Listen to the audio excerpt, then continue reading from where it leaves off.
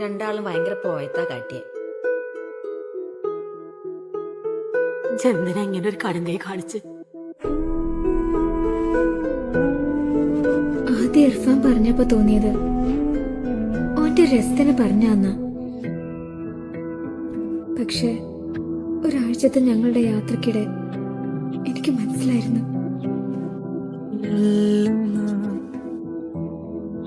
ഇർഫാൻ മറ്റുള്ളവരെ പോലെയല്ല.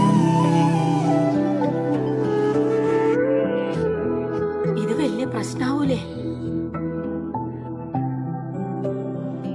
കരയരുതീമേ